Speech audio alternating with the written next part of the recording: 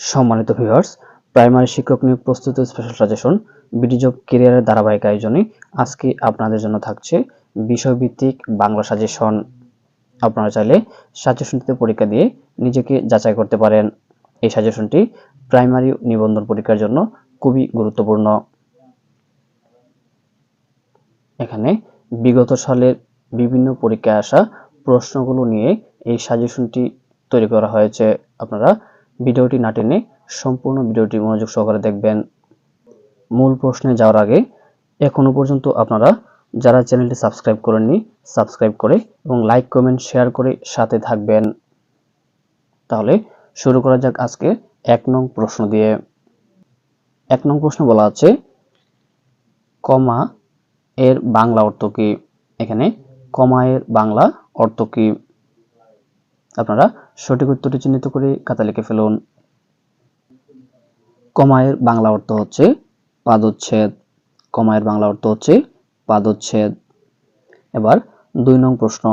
২ নং প্রশ্ন বলা আছে, পুস্তকের শ্রেণীবদ্ধ সংগ্রহকে কি বলা হয়?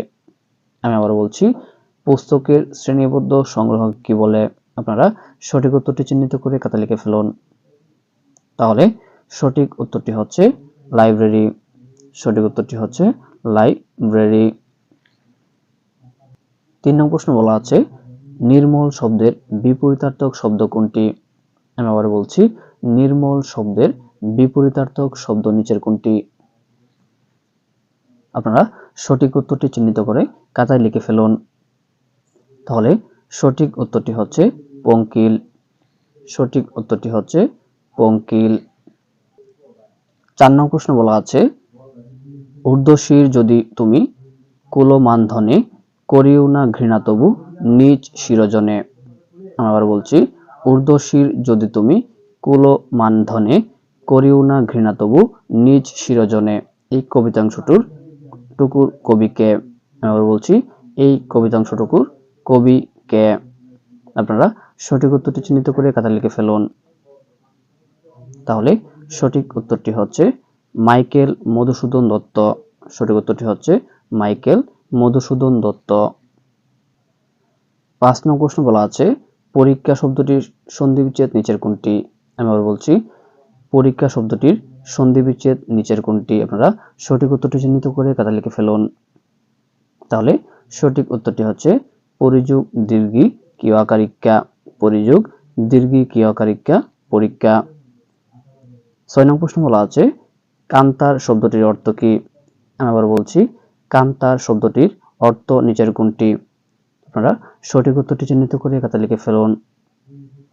তাহলে সঠিক উত্তরটি হচ্ছে অরণ্য। সঠিক উত্তরটি হচ্ছে অরণ্য। ৭ নং প্রশ্ন বলা আছে, পাতিহাস শব্দটিতে পাতি উপসর্গটি কি অর্থ বোঝায়? আমি আবার বলছি, পাতিহাস শব্দটিতে পাতি উপসর্গটি কি অর্থ বোঝায়? আপনারা সঠিক উত্তরটি চিহ্নিত করে খাতা লিখে ফেলুন। তাহলে সঠিক উত্তরটি হচ্ছে ছোট অর্থে বোঝায়, অর্থাৎ পাতি উপসর্গটি অর্থ হচ্ছে ছোট। সঠিক উত্তরটি হচ্ছে ছোট। ৮ নং প্রশ্ন বলা আছে, অতিশীপর শব্দটির অর্থ কি? আবার বলছি, অতিশীপর শব্দটির অর্থ কি? আপনারা সঠিক উত্তরটি চিহ্নিত করে খাতা লিখে ফেলুন। তাহলে সঠিক উত্তরটি হচ্ছে আশির পর। সঠিক উত্তরটি হচ্ছে আশির পর। ৯ নং প্রশ্ন বলা আছে, আহসান আবিবের প্রথম কাব্যগ্রন্থ কোনটি? আবার বলছি, আহসান আবিবের প্রথম কাব্যগ্রন্থ কোনটি? আপনারা সঠিক উত্তরটি চিহ্নিত করে খাতা লিখে ফেলুন। তাহলে সঠিক উত্তরটি হচ্ছে রাত্রি শেষ। আহসান আবিবের কাব্যগ্রন্থ হচ্ছে রাত্রি শেষ। ১০ নং প্রশ্ন বলা আছে, বুলবুলিতে দান খেয়েছে। এখানে বুলবুলিতে কোন কারকে কোন বিভক্তি? আবার বলছি, এখানে বুলবুলিতে কোন কারকে কোন বিভক্তি? আপনারা সঠিক উত্তরটি চিহ্নিত করে খাতা লিখে ফেলুন। সঠিক উত্তরটি হচ্ছে কর্তায় সপ্তমী। সঠিক উত্তরটি হচ্ছে কর্তায় সপ্তমী। ১১ নং প্রশ্ন বলা আছে, তিনি ১ গ্রামের মাথা। এবারকে মাথা বলতে কি বোঝানো হয়েছে? আমি আবার বলছি, তিনি ১ গ্রামের মাথা। এবারকে মাথা বলতে কি বোঝানো হয়েছে? আপনারা সঠিক উত্তরটি চিহ্নিত করে খাতা লিখে ফেলুন। তাহলে সঠিক উত্তরটি হচ্ছে প্রধান অর্থে ব্যবহৃত হয়েছে। সঠিক উত্তরটি হচ্ছে প্রধান। 12 নং প্রশ্ন বলা আছে আমরা কাঠের ঢেঁকি এর অর্থ কি? আমি আবার বলছি আমরা কাঠের ঢেঁকি এর অর্থ কি? আপনারা সঠিক উত্তরটি চিহ্নিত করে খাতায় লিখে ফেলুন। তাহলে সঠিক উত্তরটি হচ্ছে অকেজো।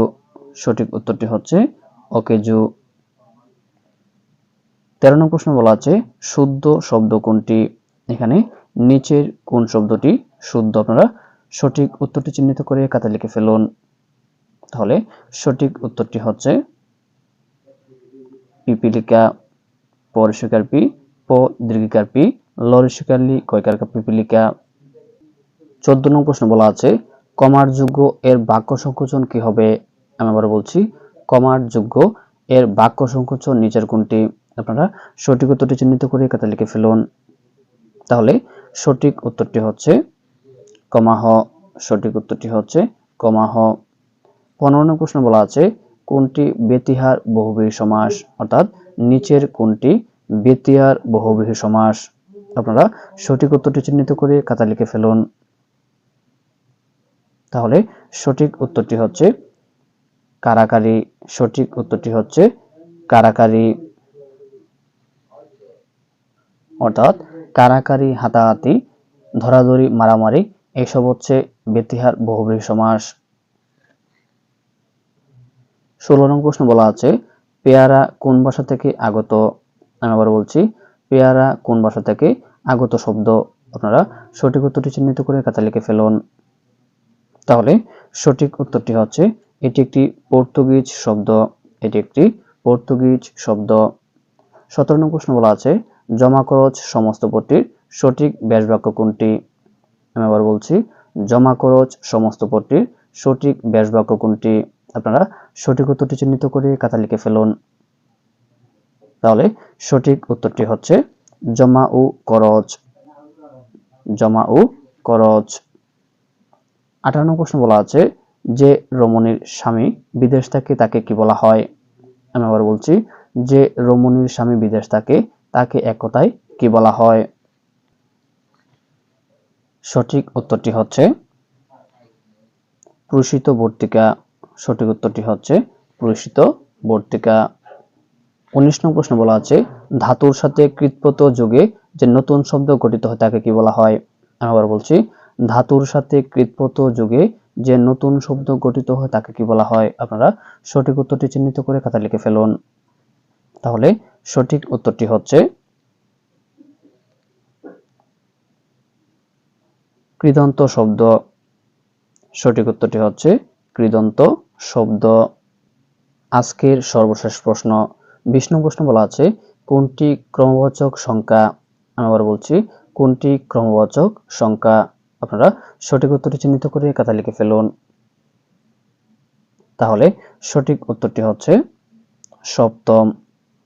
সঠিক উত্তরটি হচ্ছে সপ্তম। সম্মানিত ভিউয়ার্স, আজ এ পর্যন্তই। এতক্ষণ বিডি জব ক্যারিয়ারের সাথে থাকার জন্য আপনাকে অসংখ্য ধন্যবাদ।